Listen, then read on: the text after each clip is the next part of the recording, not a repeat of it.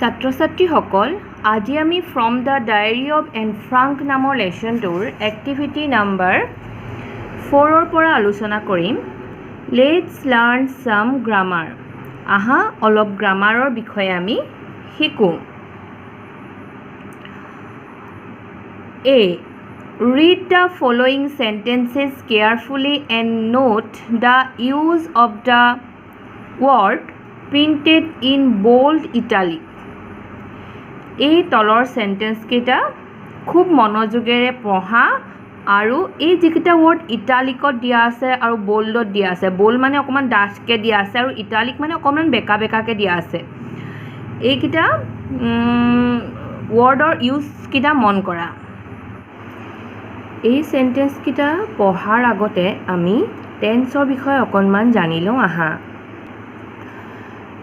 Tense অৰ্থাৎ কাল তোমালোকে ইতিমধ্যে টেন্সৰ বিষয়ে পঢ়ি আহিছাই টেন্স হৈছে তিনটা present tense past tense future tense এই কথাটো তোমালোকে জানা বুলি মই ভাবিছো প্ৰেজেন্ট টেন্স বৰ্তমান কাল পাষ্ট টেন্স অতীত কাল ফিউচাৰ টেন্স ভৱিষ্যৎ কাল এতিয়া এই তিনিটা টেন্সৰে প্ৰেজেন্ট টেন্স পাষ্ট টেন্স আৰু ফিউচাৰ টেন্সৰে চাৰিওটাকৈ ফৰ্ম থাকে ইনডেফিনিট বা simple continuous perfect perfect continuous এতিয়া যদি আমি তিনিওটাৰে এই চাৰিটা ফৰ্ম থাকে প্ৰেজেন্ট ইনডেফিনিট বা simple present present continuous present perfect continuous ঠিক তেনেদৰে পাষ্ট ইনডেফিনিট বা simple past continuous past perfect continuous ঠিক তেনেকে future indefinite future continuous future perfect continuous আমি তিনিওটা টেন্সৰে এই চাৰিটা ফৰ্ম পাওঁ অৰ্থাৎ আমি যেতিয়া বহলভাৱে আলোচনা কৰিম তেনেকে 12টা টেন্সৰ বিষয়ে আমি পঢ়িব লাগিব এতিয়া আমাৰ টেক্সটত যিকিটা সেন্টেন্স দিছে এই সেন্টেন্স কিটা আমি হৈছে প্ৰেজেন্ট পাৰফেক্ট টেন্স আৰু পাষ্ট পাৰফেক্ট টেন্সৰ আমি কিহৰ বিষয়ে আলোচনা কৰিম প্ৰেজেন্ট পাৰফেক্ট আৰু পাষ্ট পাৰফেক্ট টেন্সৰ বিষয়ে আলোচনা কৰিম এই প্ৰেজেন্ট পাৰফেক্ট টেন্স কেতিয়া ইউজ হয় আৰু পাষ্ট পারফেক্ট টেন্স কেতিয়া ইউজ হয় সেই কথাকিটা আমাক দিছে এতিয়া আমি তলত দুটা মই সেন্টেন্স লিখিছো চোৱা প্ৰথম সেন্টেন্সটো হৈছে প্ৰেজেন্ট পাৰফেক্ট টেন্সৰ The bus has arrived at the bus stand. বাছখন বাছ ষ্টেণ্ড আহি পালেহি এইটো কি কৈছে জাষ্ট ঘটনাটো এই মাত্ৰ ঘটিছে The bus has arrived at the bus stand. বাছখন আহি পালেহি কিন্তু কি হৈ আছে তাৰ ইফেক্টটো এতিয়াও হৈ আছে এতিয়াও বাছ ষ্টেণ্ডতে আছে সেইকাৰণে present perfect tense past perfect tense The patient had died before the doctor arrived. ডাক্তৰজন আহি পোৱাৰ আগতেই ৰোগীজন অৰ্থাৎ পেশেণ্টজন ঢুকালে এটা প্ৰথম সেন্টেন্সটোত কি হৈছে প্ৰেজেন্ট পাৰফেক্ট টেন্সৰ ক্ষেত্ৰত ঘটনাটো ঘটিছে বাছখন আহি পালেহি আৰু এতিয়াও ৰৈ আছে তাৰ ইফেক্টটো এতিয়াও আছে কিবা কাম এটা বা ঘটনা এটা ঘটিলে তাৰ ইফেক্টটো এতিয়াও চলি আছে বুজাবলৈ আমি কি কৰোঁ প্ৰেজেন্ট পাৰফেক্ট টেন্স আনহাতে পাষ্ট পাৰফেক্ট টেন্সত অতীত কালৰে দুটা ঘটনা দেখুৱা থাকে আৰু তাৰে প্ৰথমটোত কি হয় হেড ইউজ হয় তেতিয়া এই সেন্টেন্সটো পাষ্ট পাৰফেক্ট টেন্সৰ বুলি ধৰা হয় যেতিয়া যিটো ঘটনা প্ৰথমতে ঘটিলে সেইটো ক্ষেত্ৰতে পাষ্ট পাৰফেক্ট টেন্সৰ ব্যৱহাৰ হয় প্ৰেজেন্ট পাৰফেক্ট এই মাত্ৰ কোনো এটা কাম শেষ হৈছে কিন্তু তাৰ ফল বৰ্তমানো চলি আছে এনে অৰ্থত প্ৰেজেন্ট পাৰফেক্ট টেন্স ব্যৱহাৰ হয় The bus has arrived at the bus stand. বাছখন বাছ ষ্টেণ্ড আহি পালেহি The teacher has come just now. শিক্ষকজন এই মাত্ৰ আহিলে এই দুইটা ক্ষেত্ৰৰ দুইটা বাক্যতে কি কৈছে কামটো ঘটিছে আৰু তাৰ ইফেক্টটো এতিয়াও চলি আছে টিচাৰজন এতিয়াও আছে বাছখন এতিয়াও আছে বুজাইছে নেক্সট past perfect tense অতীতত এটা কাম হোৱাৰ আগতে আন এটা কাম হৈছিল এনে ক্ষেত্ৰত আগতে হোৱা কামটোত past perfect tense ব্যৱহাৰ হয় The boy had entered the class before the teacher arrived শিক্ষক অহাৰ আগতেই ল'ৰাজন শ্ৰেণীত প্ৰৱেশ কৰিছিল শিক্ষক অহাৰ আগতেই ল'ৰাজনে প্ৰৱেশ কৰিছিল আগতে মানে ল'ৰাজন ক্লাছত এন্টাৰ কৰাটো হ'ল সেইকাৰণে had entered they had gone before the sunset সূৰ্য অস্ত যোৱাৰ আগতেই তেওঁলোক গ'ল প্ৰথম কোন গ'ল তেওঁলোক গ'ল তাৰ পাছতে সূৰ্য অস্ত গৈছে সানসেট হোৱাৰ আগতেই তেওঁলোক গৈছে সেইকাৰণে had gone and Frank started writing her diary in the summer of 1942 Today Anne's voice has reached out across continents and generations and her diary is one of the most important documents of the war. Anne Franke 1942 চনৰ summer গ্ৰীষ্মকালৰ পৰা diary লিখিবলৈ আৰম্ভ কৰিছিল আৰু আজি today Anne's voice has reached out across continent and generation. এনৰ আজি যি মনৰ কথাবিলাক সেইবিলাকে কি কৰিলে গোটেই দেশ বিদেশ জুৰি বিয়পি পৰিল আৰু প্ৰজন্মৰ পৰা প্ৰজন্মৰ জুৰি জনপ্ৰিয়তাৰে বিয়পি পৰিলে আৰু সেই ডায়েৰীখন দ্বিতীয় বিশ্বযুদ্ধৰ যি দুখজনক ঘটনা আছিল তাৰ এটা উপযুক্ত সাক্ষী স্বৰূপ এতিয়া চোৱা ইয়াত এনে কামটো কৰিলে ডায়েৰী লিখিলে আৰু তাৰ ফলটো এতিয়াও চলি আছে সেইকাৰণে present perfect tense has reached out বিয়পি পৰিছে বা সেইকাৰণে এইটো এতিয়াও যিটো চলি আছে তাৰ ফলটো সেইকাৰণে প্ৰেজেন্ট পাৰফেক্ট টেন্স ব্যৱহাৰ হ'ল Riyan started writing books at the age of 15 ৰিয়ানে 15 বছৰ বয়সৰ পৰাই কিতাপ লিখিবলৈ আৰম্ভ কৰিছিল now he has become a well known writer আৰু এতিয়া তেওঁ এজন নাম থকা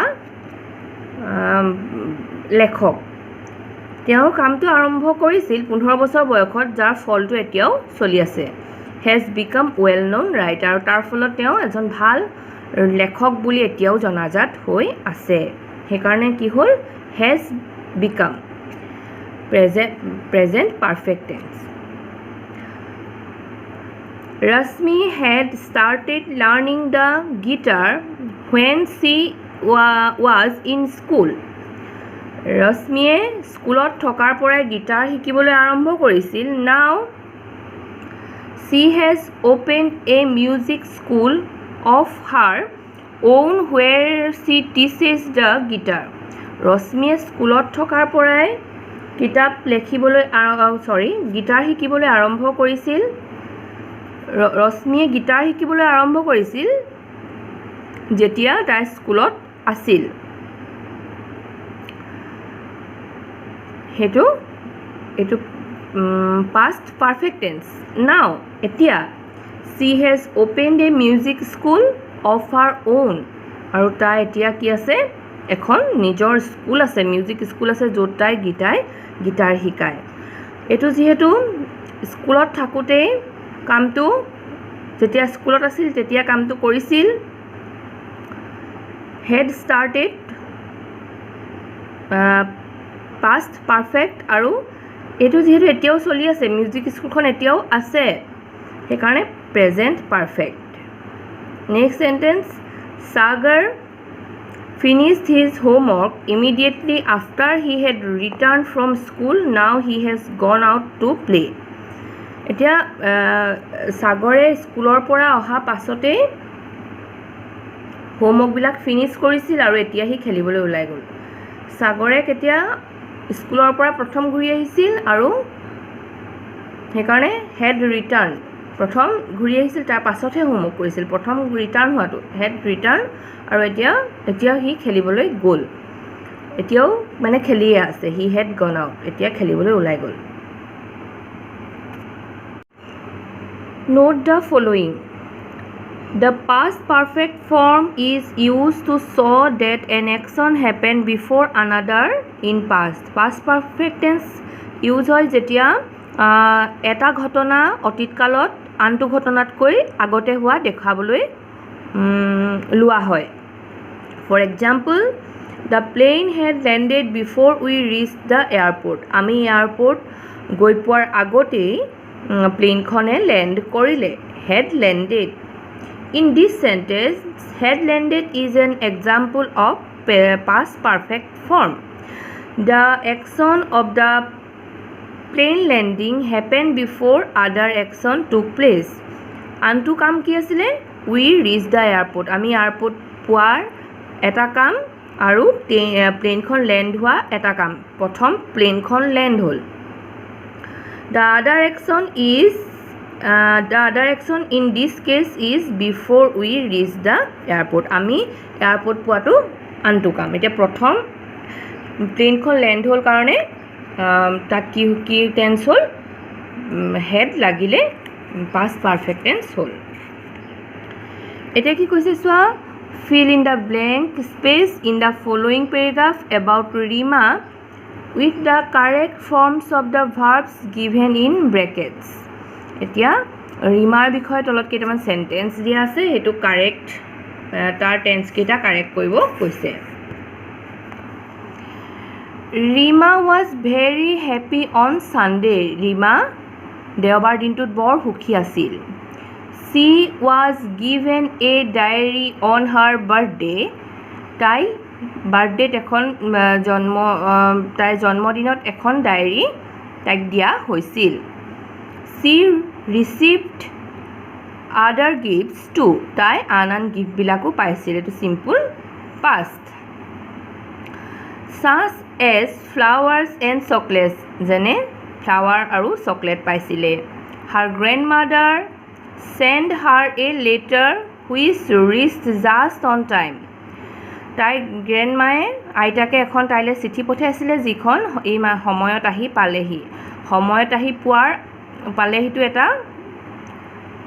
এটা কাম আৰু চিঠি পঠিওৱাটো এটা কাম প্ৰথম চিঠি পঠিয়াইছিলে হেড সেন্ড এটো past perfect Rima had baked biscuits which she distributed at school ৰিমায়ে স্কুলত যিখিনি বিস্কুট ডিস্ট্ৰিবিউটেড কৰিছিল সেইখিনি তাই বেক কৰিছিল অৰ্থাৎ তাই বনাইছিল তাই বিস্কুট বনোৱাটো আগত বেক কৰাটো আগত সেইকাৰণে had baked She also spent past tense spent some of her pocket money to buy a few stickers for her friends. তাই নিজৰ পকেট মানি কেইটামানো খৰচ কৰিছিলে ফ্ৰেণ্ডলৈ ষ্টিকাৰ কিনিবৰ কাৰণে এটো সিম্পল past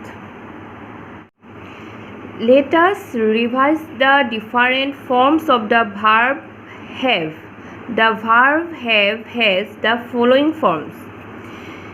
এই have ভাৰ্বটোৰ তলত দিয়া ফৰ্ম কেইটা থাকে have has আৰু had ইয়াৰে have আৰু has প্ৰেজেন্ট টেন্সৰ ক্ষেত্ৰত ব্যৱহাৰ হয় আৰু had টো যেতিয়া past টেন্সত আমি সেন্টেন্সটো কওঁ তেতিয়া ইউজ হয় Note how these verbs are used as helping verb also called auxiliary verb in sentences এই have ভাৰ্বটো এটা auxiliary have has had এই তিনিটাই auxiliary তিনিটা ফৰ্মে auxiliary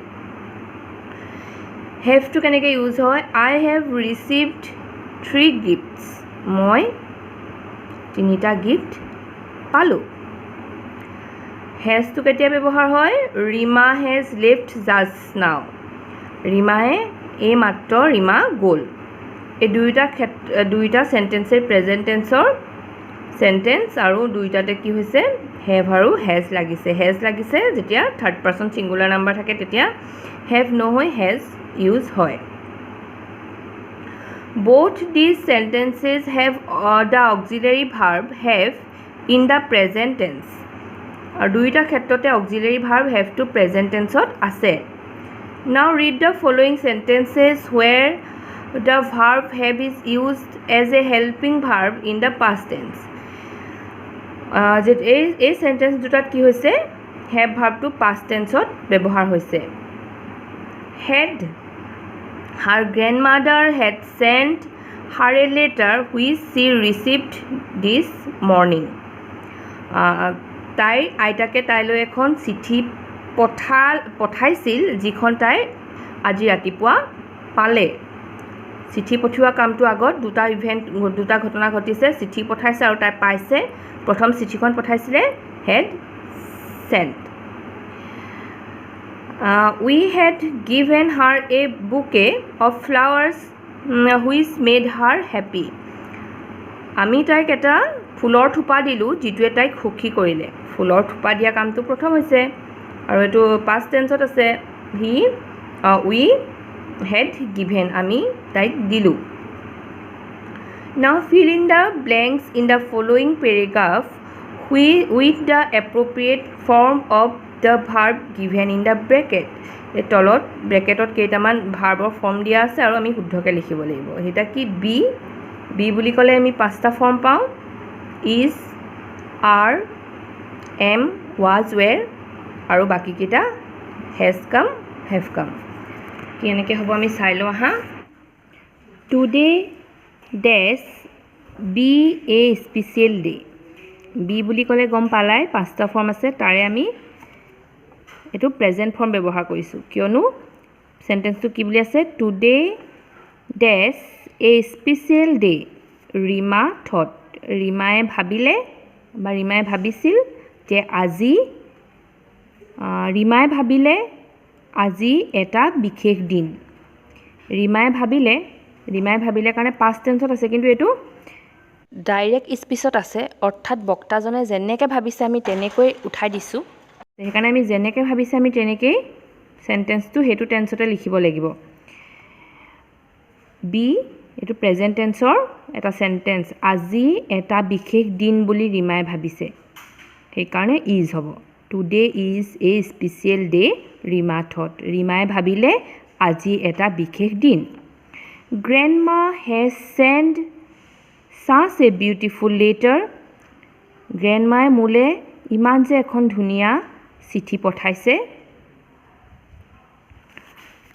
এইটো হেভ চেণ্ড আছে কিন্তু গ্ৰেণ্ডমাটো হৈছে থাৰ্ড পাৰ্চন ছিংগুলাৰ নাম্বাৰ. সেইকাৰণে ইয়াত হেভ নহয় হ'ব has. Grandma has send. I wish she had come here herself. মই আশা কৰোঁ তেওঁ যদি ইয়ালৈ নিজে আহিব পাৰিলেহেঁতেন. হেড কাম.